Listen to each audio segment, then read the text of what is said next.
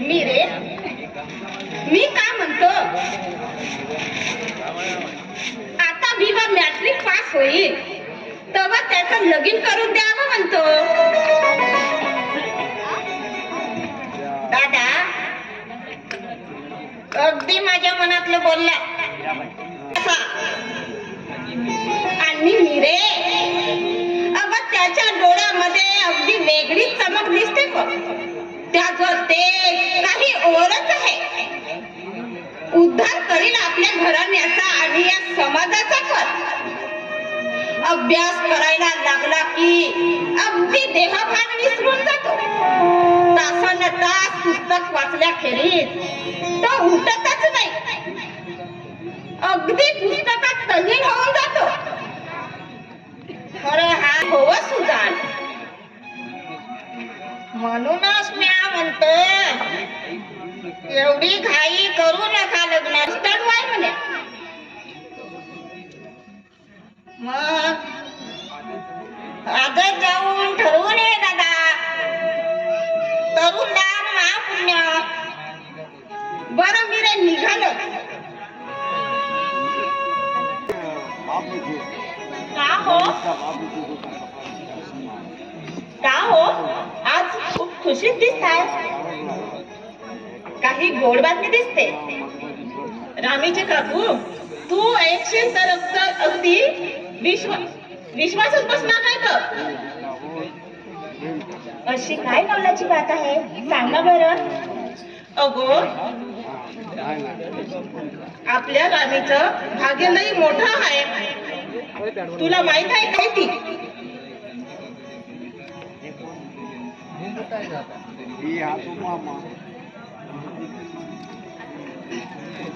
रामी, पाहुणे जरा गोड पाणी आणून दे त्यांना.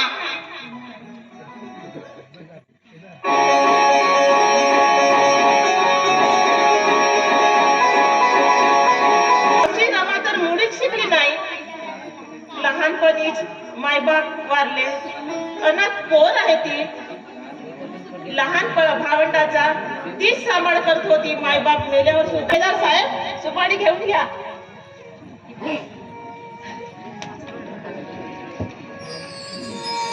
चला मग लागायचा, लग्नाच्या तयारीला लागायचं आता.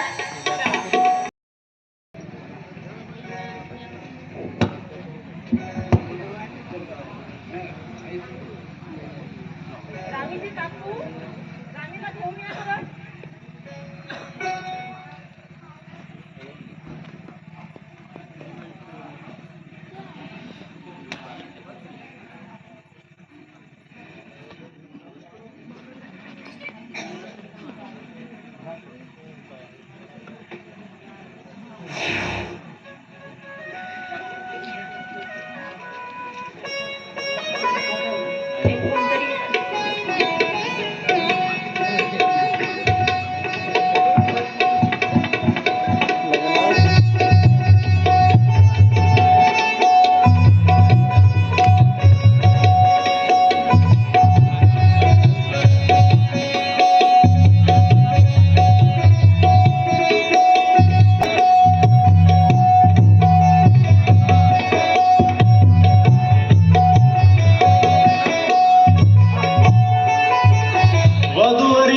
शुभम भवतु.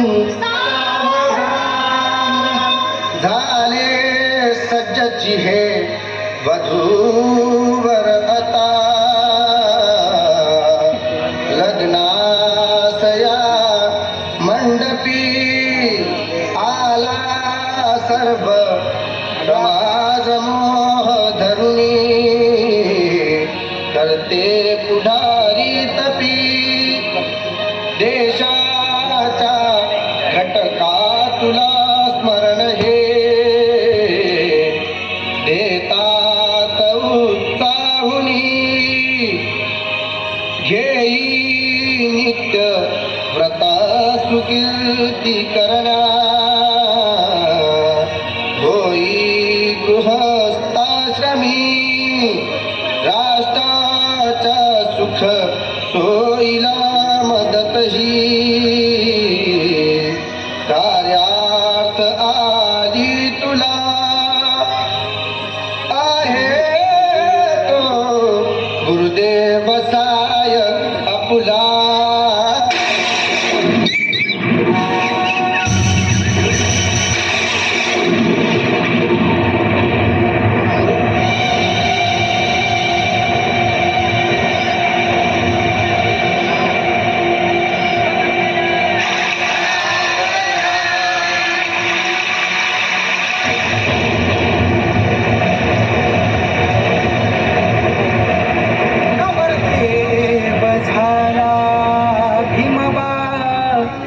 नवरी रमाईती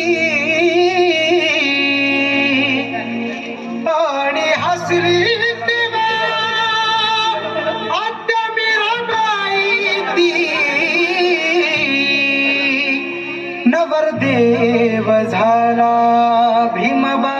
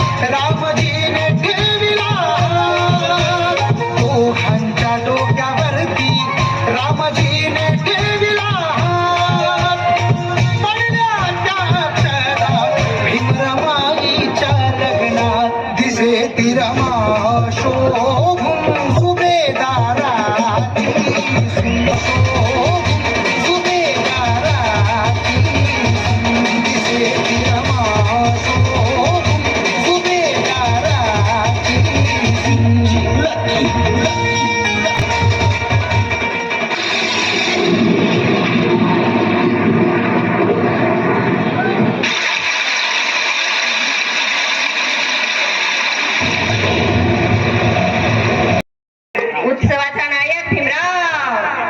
नवऱ्याचं कौतुक ऐकताना पाहताना रमाचं अगदी भाव विश्व फुलून गेलं.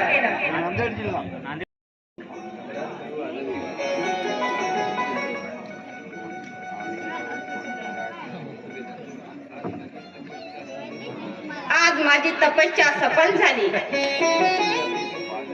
अस्पृश्य जातीतील पहिला मॅट्रिक विद्यार्थी बनून समाजात नाव झालंय आपल्या भिवाचं. लई गुणाचं आहे माझा भिवा. खूप शिक भिवा, खूप शिक. खूप मोठा हो, खूप मोठा हो. शिकून तू साहेब होशील, साहेब होशील. अगं रमा, रमा गुड दे बरं सर्वांच्या हातावर.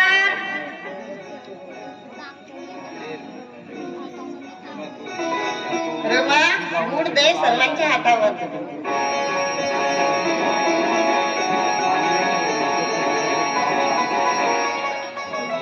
भाऊजी, तुम्ही अथक प्रयत्न आणि मेहनत करून आज इथवर पोहोचला आहात.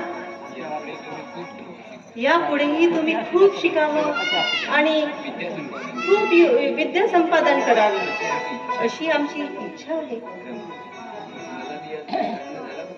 साहेब, मला बी आज लई आनंद झालाय बघा, खरंच.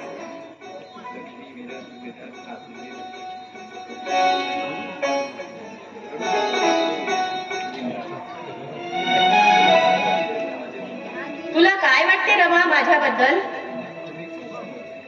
साहेब, तुम्ही खूप मोठे आहात. कोणाला ना सांगता येणार नाही एवढे बघा. रामू, मी खूप शिकणार आहे. साहेब, तुम्ही खूप शिका, खूप मोठे व्हा. कोणाला ना सांगता येणार नाही एवढं शिका. रामू, अगं मला असं वाटतंय तू आता शिकायला पाहिजे. रामू, अगं शिक्षण म्हणजे वाघिणीचं दूध आहे, दूध.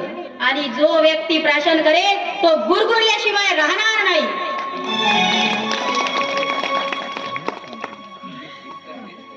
साहेब, तुम्ही शिकताना हेच पुरं झालं.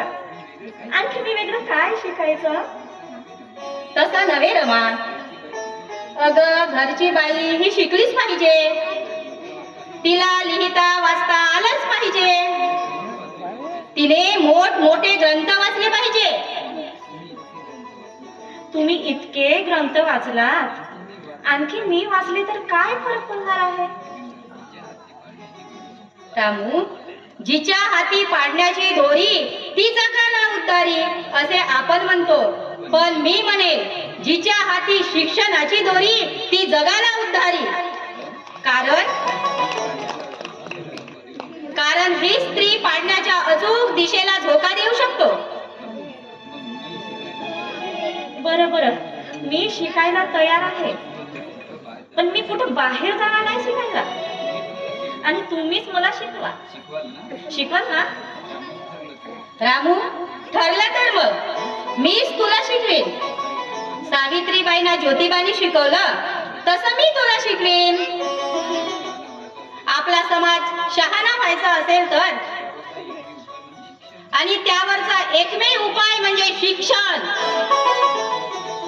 आणि शिक्षणाशिवाय पर्याय नाही. आणि मला माझ्या समाजाला सांगायचं आहे की बांधवांनो, जर तुम्ही आपण जीवन जगण्याकरिता 2 रुपये कमवत असाल तर 1 रुपयाची भाकर घ्या आणि 1 रुपयाचं पुस्तक घ्या. कारण भाकर ही फक्त तुम्हाला जीवन जगण्यास मदत करू शकतो आणि पुस्तक हे जीवन कसं जगायचं हे शिकवते. म्हणून एवढं महत्वाचं शिक्षण आहे रामू. ठीक आहे साहेब, चला तर. या घरात नवा जीव जन्माला आला. 1912 सालातला डिसेंबर महिना आणि रमा आई झाली होती तर भीमराव बाप झाले होते. सारं घरचं जणू प्राजक्तासारखं फुलून गेलं. भीमरावांच्या पोराचं रामजी सुभेदारांना केवढं कौतुक. त्यांना नातू झाला होता. ते स्वतःच लहान मुलासारखे उत्साही झाले होते. मुलाचं नाव यशवंत ठेवलं होतं. रमाचं मन आता पाखराने भरलेल्या झाडासारखं झालं होतं. रमा आता रमाई झाली होती. 1913 साली सुभेदार गेले. घरचा करता पुरुष गेला. प्रेमळ पिता, प्रेमळ सासरा, प्रेमळ सासरा गेला. आई बापानंतर पित्य समान छत्र रामजी सुभेदारांचं रूपानं मिळालेलं, रमाईला मिळालेलं, परंतु नियतीला तेही बघवलं नाही. तिची सासू भीमाबाई ही तर भीमराव 5 वर्षाचे असतानाच गेली. भीमराव अमेरिकेला उच्च शिक्षणासाठी गेले. इकडे रमाईला संसाराचा गाडा ओढावा लागत होता. खूप हाल अपेष्टा तिने भोगल्या. 1913 ते 1917 या 4 वर्षात रमाचे खूप हाल झाले. तिचा हिरवळीचा संसार वाळायला लागला. रमाला गरिबी छळू लागली, पण गरिबीशी भांडताना ती मात्र वाकली नाही. भीमराव अमेरिकेत असताना जन्माला आलेला मुलगा मरण पावला. त्यानंतर त्यांना इंदू नावाची एक मुलगी झाली. ती अगदी रमासारखीच, परंतु तिचे गोड कौतुक ऐकताना ती 1.5 वर्षाची असतानाच वारली. याच काळात आनंदराव हे त्यांचे थोरले बंधू मरण पावले. त्यानंतर गंगाधर हा बाबासाहेबांचा मुलगा वारला. घरावर दुःखाचा डोंगर कोसळला. या ठिकाणी पहिला अंक समाप्त होत आहे.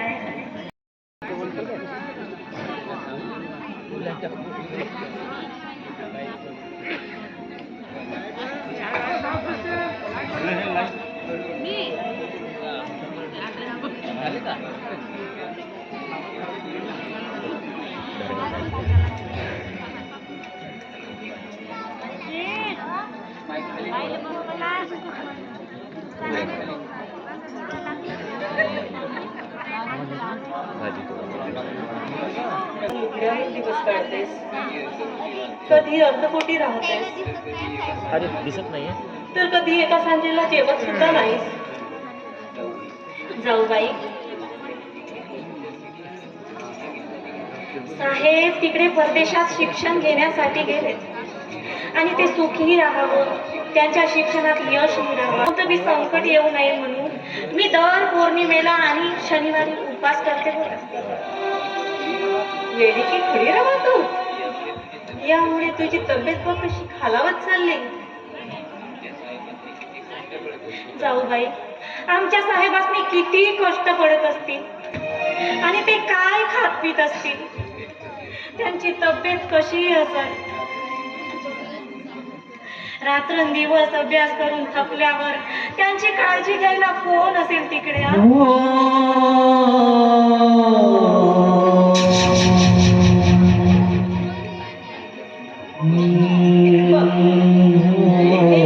नवऱ्याचीच काळजी.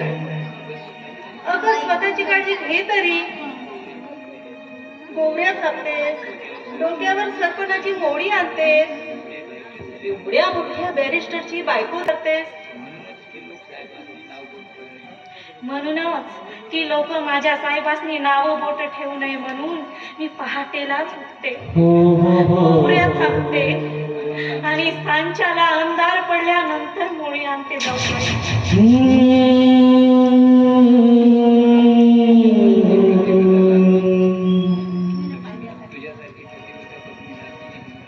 तुझ्यासारखी पतिव्रता पत्नी लाभली हे आमच्या भीमराव भाऊजींचं भाग्यच म्हणा.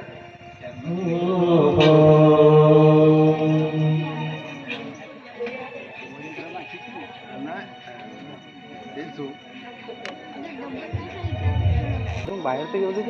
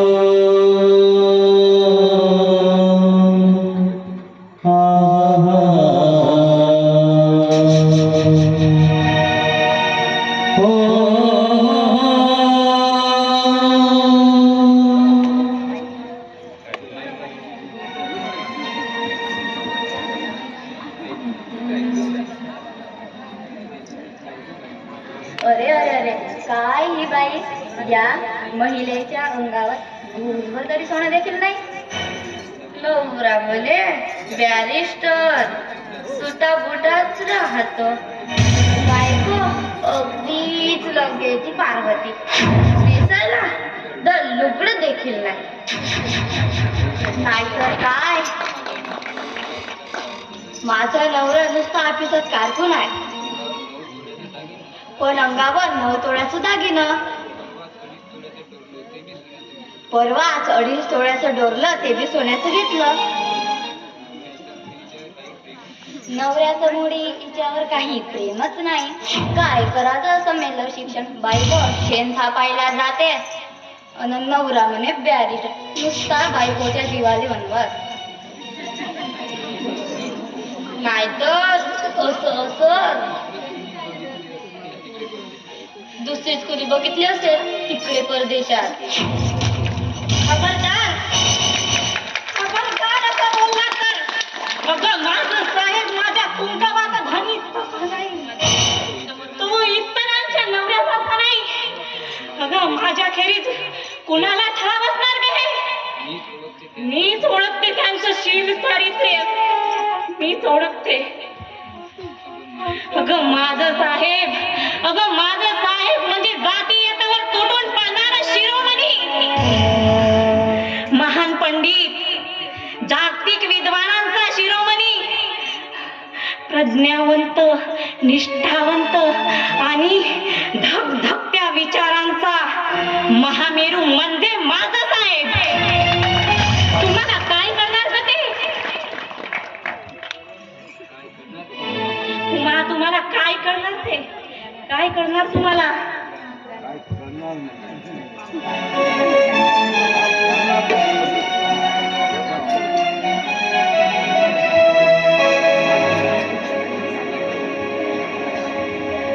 धनी माझा मौल्यवान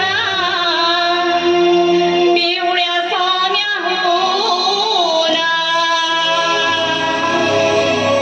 धनी माझा मौल्यवान पिवळ्या सोन्याहून, कशाला हवे ग मला सोन्याचं दागिनं, कशाला हवे ग मला सोन्याचं दागिनं.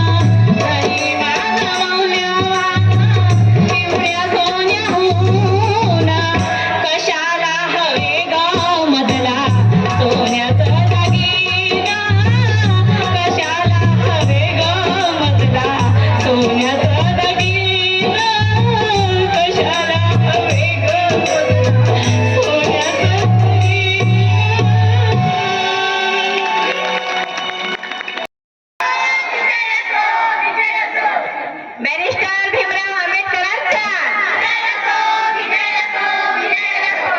बॅरिस्टर भीमराव आंबेडकरांचा.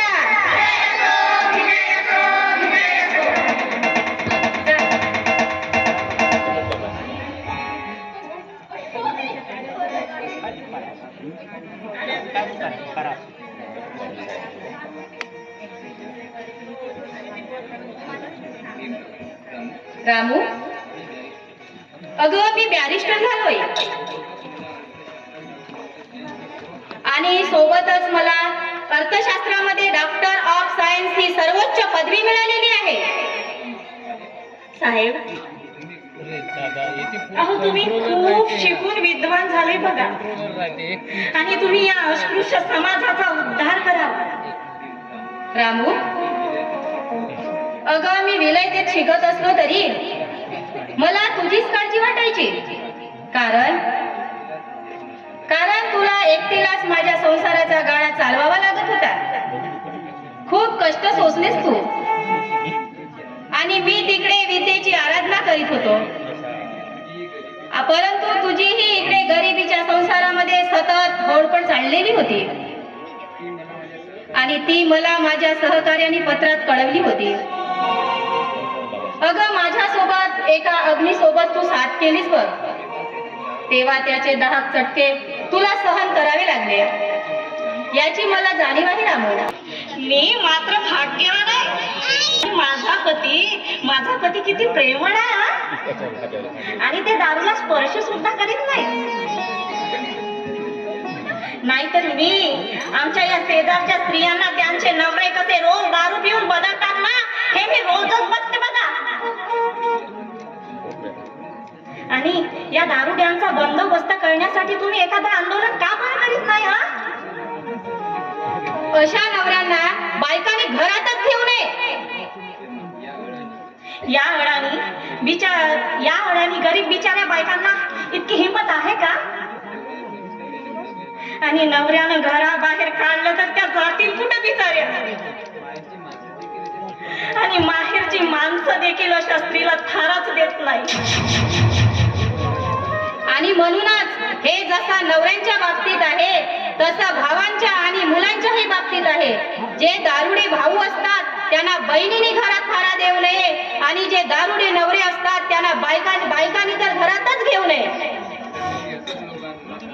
आणि सर्व हे मी असंच लोकांना सांगणार आहे. रामू, तू का हसलीस? वाटलं साहेब आपला नवरा जर दारुड्या असता तर काय झालं असतं?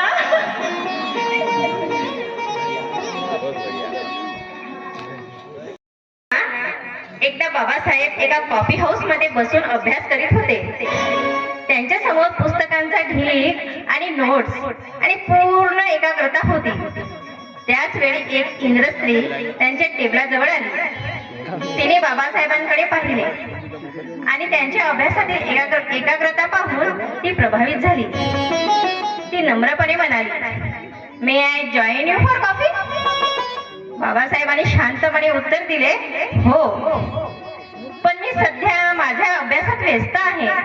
तिने विचारले, तुम्ही इतक्या एकाग्रतेने का अभ्यास करता? थोडा वेळ विश्रांती घेऊ शकता ना?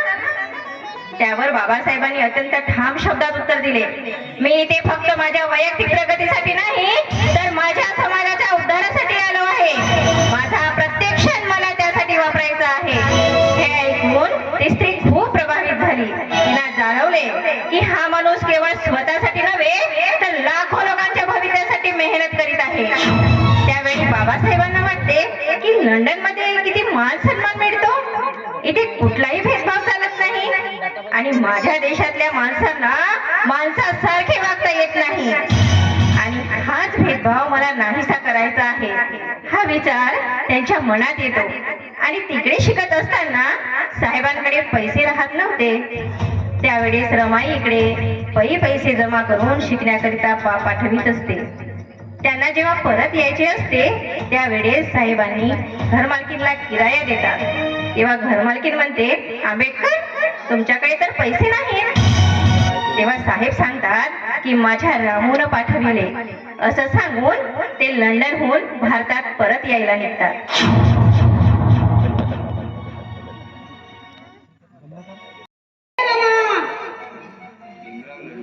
आले आले भाऊजी. मी का म्हणतो, भीमराव लंडनहून भारतात परत येत आहेत. सोबत कार्यकर्ते पण असणार, मोठी मंडळी असणार. तेव्हा कुटुंबातील सगळ्यांनी नवीन कपड्यात दिसायला हवे. रमा, तुला लुगडं घेण्यासाठी पैसे दिले, घेतलं नाहीस? भाऊजी, मला काय करायचं आहे नवं लुगडं घेऊन, म्हणून मी माझ्या साहेबांसाठी एक धोतर जोडी घेतली बघा, आणि त्यांना झोपण्यासाठी गादी घेतली आणि बसायला पाट घेतला. रमा, धन्य आहेस तू रमा, धन्य आहेस. आणि तुझ्यासारखी दुसरी कुणी होणारच नाही. धन्य आहेस.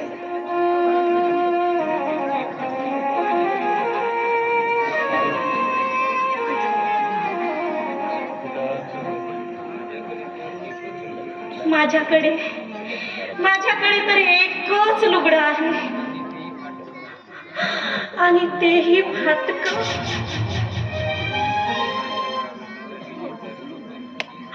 मी साहेबांच्या स्वागताला गेली तर लोक म्हणतील बॅरिस्टरची बायको. फाटकं लुगडं नेसून आली. माझ्या साहेबांची मान खाली जाईल.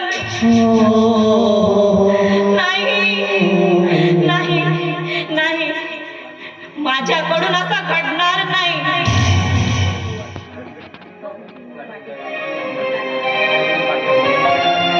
असं माझ्याकडून घडणार नाही.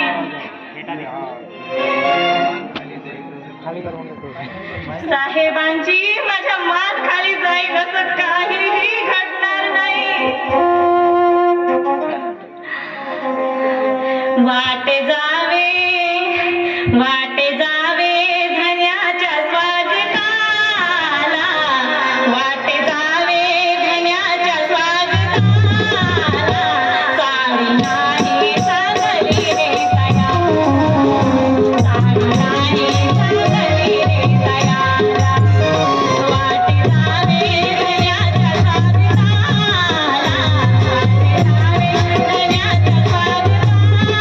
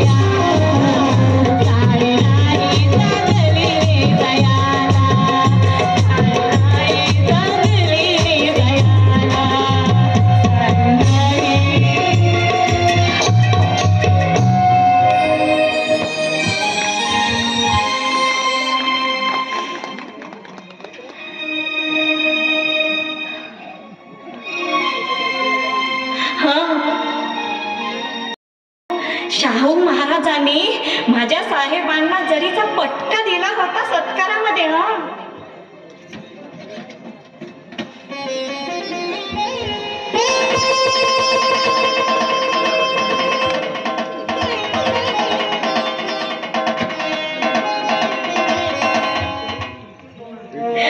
हात घालून जाते बघा, माझ्या साहेबाची मान पण खाली जाणार नाही, माझ्या साहेबाला नाव पण ठेवणार नाही. हात घालून जाते आणि कुणाच्या लक्षात पण येणार नाही बघा. हात घालून जाते, माझ्या साहेबांची मान खाली नाही जाणार. डॉक्टर बाबासाहेब आंबेडकर. बाबासाहेब कोण है? बाबासाहेब कोण है? बाबासाहेब कोण है?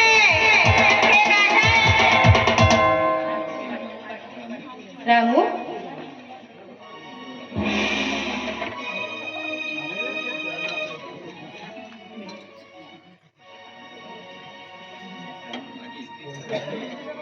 रामू, माझी इतकी काळजी करू नकोस.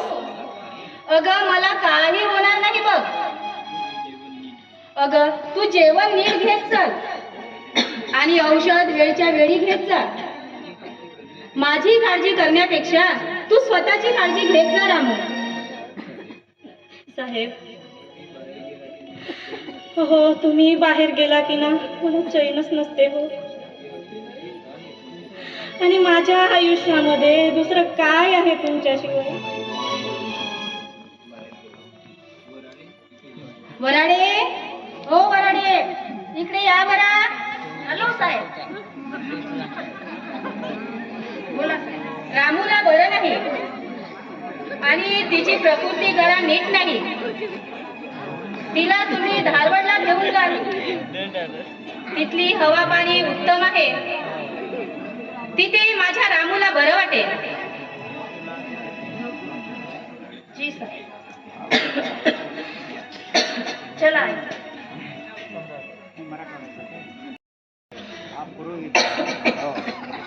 बघा, ही एक खोली आहे आणि ही एक खोली आहे आणि हा आपल्या वसतिगृहाचा मैदान आहे.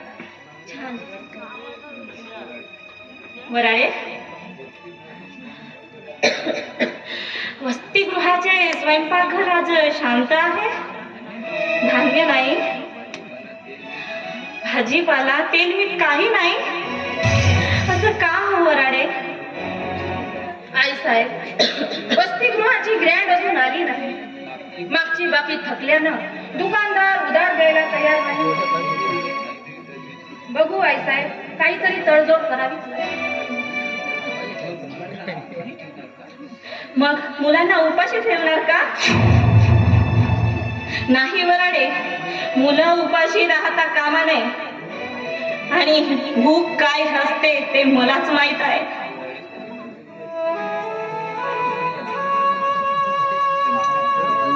इकडे या. हे घ्या, या सोन्याच्या बांगड्या आहेत. गहाण ठेवा आणि सर्व सामान घेऊन या. हो आई. आणि हो वराडे,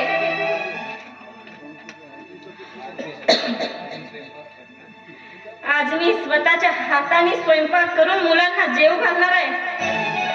काय म्हणता आई साहेब? परंतु तुमची तब्येत आणि हे जर साहेबांनी कळालं तर साहेब काय म्हणतील आई साहेब? जा जा, लवकर घेऊन या सामान. मुलं उपाशी राहता कामा नये. हो आई साहेब, येतो आई.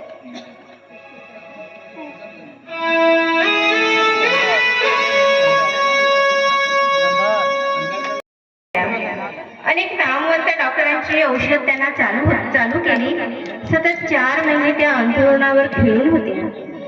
वैवाहिक जीवनाच्या प्रारंभीच्या काळात त्यांच्यावर उपासमार, हाल अपेष्टा, दुःख, दारिद्र्य व चिंता जे भयानक प्रसंग ओढवले त्यांना आईसाहेब रमाईने धैर्याने तोंड दिले. याचा सामनाच केला. परंतु त्या सर्व परिस्थितीचा त्यांच्या शरीर प्रकृतीवर जो जा, त्याने शॉर्ट केलं लाईन जा. बिघडत राहायची. 1935च्या जानेवारीत त्या फारच आजारी पडल्या. अनेक नामवंत डॉक्टरांची औषध त्यांना चालू केली. सतत 4 महिने त्या अंथरुणावर खिळून होत्या. वैवाहिक जीवनाच्या प्रारंभीच्या काळात त्यांच्यावर उपासमार, हालअपेष्टा, दुःख, दारिद्र्य व चिंता यांचे जे भयानक प्रसंग ओढवले त्यांना आईसाहेब रमाईने धैर्याने तोंड दिले, त्यांचा सामनाच केला. परंतु त्या सर्व परिस्थितीचा त्यांच्या शरीर प्रकृतीवर जो अनिष्ट परिणाम झाला तो मात्र शेवटपर्यंत कायम राहिला.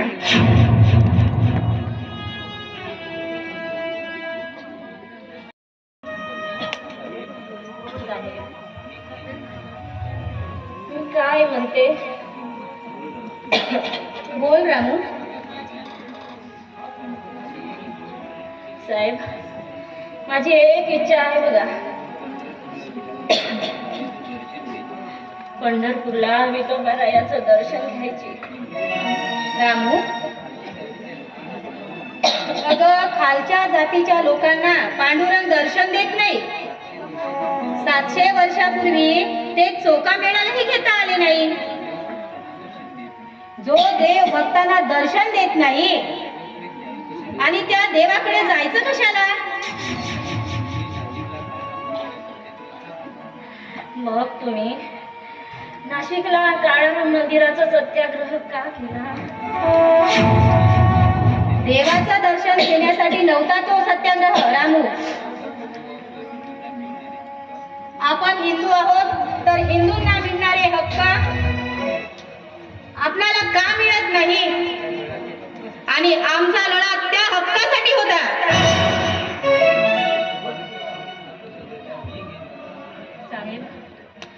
साहेब, चोखोबाने जसं दर्शन घेतलं ना तसंच मीही हिंदूंना दर्शन. रामू, माझं ऐक. तू आता डोक्यातून पंढरपूर काढूनच टाक.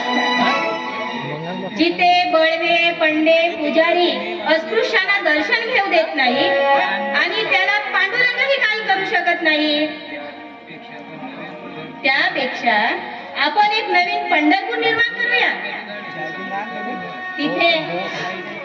तिथे समतेचा गजर असेल आणि बंधुत्वाचा सुगंध असेल, विज्ञान निष्ठ असेल, विवेकाची मेळ असेल, तिथे न्यायाचे उपासक असतील, तिथे देव नाही तर माणसाचा गौरव असेल, असा नवीन पंढरपूर आपण निर्माण करूया. रामू, ठीक आहे साहेब, ठीक आहे. आता ना पंढरपूरला जाण्याचा प्रयत्न सोडला बघा.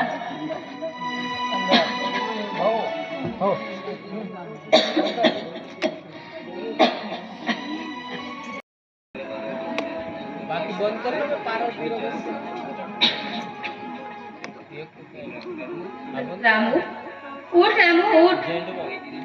अगं बघ, वहिनीने चहा आणलाय. रामू, उठ.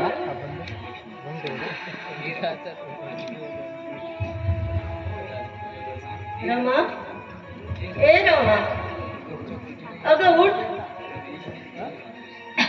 अगं रमेश, इंदू, राजरत्न आणि गंगाधर, अगं यांचं आयुष्य तेवढंच होतं. अगं असं रडून आजारी पडून पोरं येणार आहेत का परत? नशिबाचं भूक आहे बाई. आपलंच नशीब म्हणायचं आणि गप्प बसायचं. चल उठ बाई, चल उठ. तू अशी हातपाय गाळून बसशील तर आमचं कसं होईल ग? तुझ्याशिवाय आम्हाला कोण आहे रमा? चल उठ, चहा पी, तुला बरं वाटेल. उठ, उठ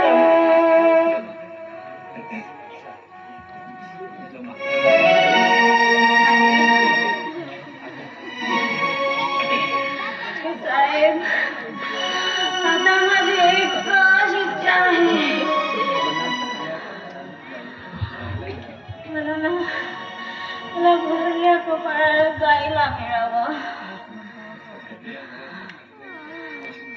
रामू, असं भरल्या घरात अशू बोलू नकोस.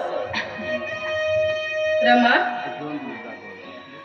अगं तू माझ्यासाठी, आपल्या कुटुंबासाठी खूप कष्ट खाल्ले आहेस. रामू, तुझं माझ्यावर खूप मोठं कर्ज आहे. अगं ते मी काही केलं तरी फिटणार नाही. बघ रामू, बघ. साहेब, साहेब, असं बोलू नका हो. मी असं काही केलं नाही तुमच्यासाठी. रमा, अगं तू जाऊ नकोस. रमा, तू जाऊ नकोस. रामू, अगं तुला जगलं पाहिजे माझ्यासाठी आणि माझ्या या यशवंतासाठी. साहेब, साहेब, माझ्या यशवंताची काळजी घ्या. तुम्हीच त्याची आई बना. माझी उणीव त्याला भासू देऊ नका हो.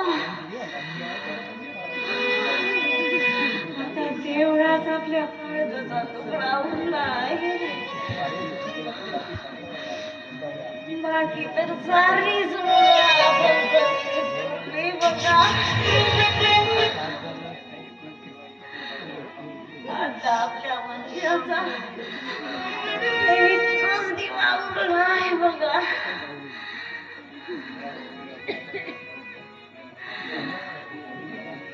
साहेब, साहेब, साहेब, माझ्यासाठी नका रडू.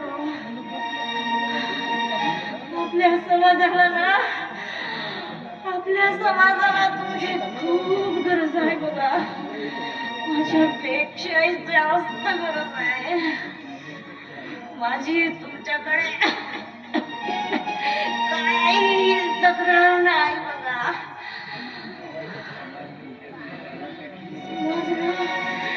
समाज तुमच्याकडे मोठी अपेक्षेने बघतोय.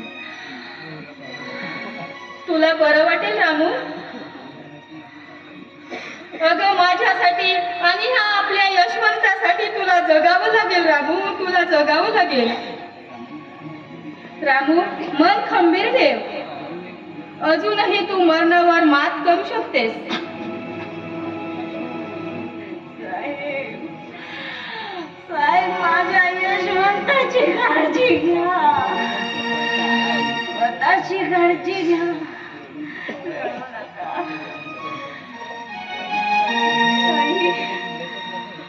ताई, माझ्या यशवंताची काळजी घ्या आणि मुकुंदाला जमा.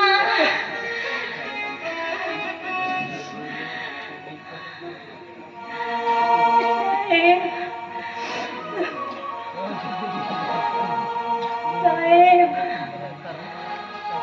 साहेब, सौख्य तुला शकलो माझ्या सद्गुरू कुठून गेलो. क्षमा मागोवी हात जोडून. क्षमा मागोवी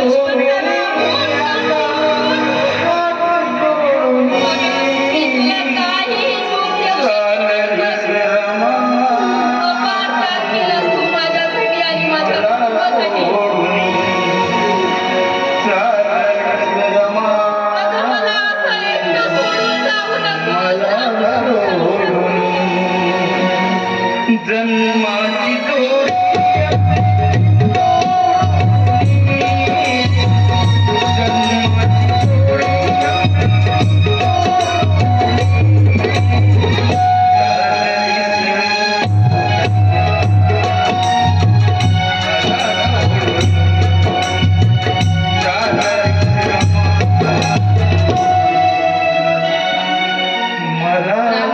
मला वाटलं होतं की मी आता माझ्या रामूला वेळ देईन आणि तुझ्या सोबत राहणार. हे माझे स्वप्नच राहिले रामू. माझे स्वप्नच राहिले.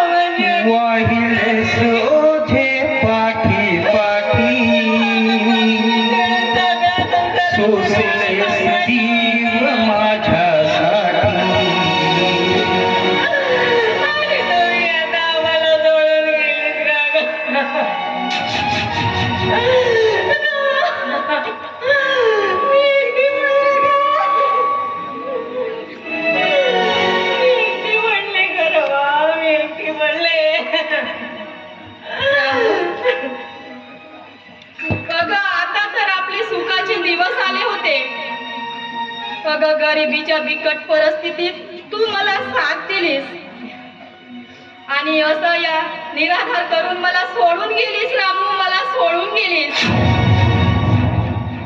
वराडे, अरे वराडे पगारी माझ्या रामूला सांगा रे, काहीतरी सांगा. साहेब,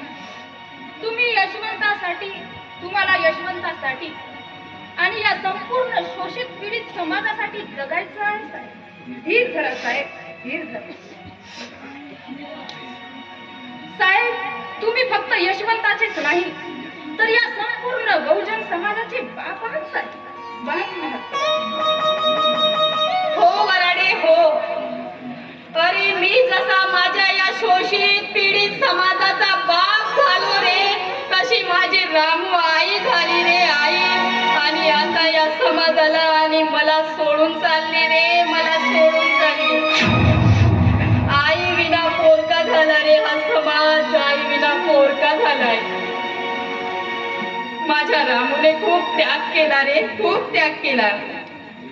आणि आता हे जग सोडून गेली रे, सोडून गेली. मी हरलोय रे, मी हरलोय. माझी रामू मला सोडून गेली रे, सोडून गेली. जन्माची जोडी फुली तोडली, जन्माची जोडी चालली रमा तू मला सोडून, चालली रमा मला सोडून, चालली रमा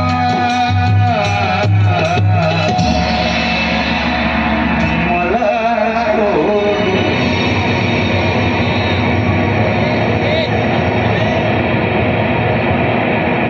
बंद करू का?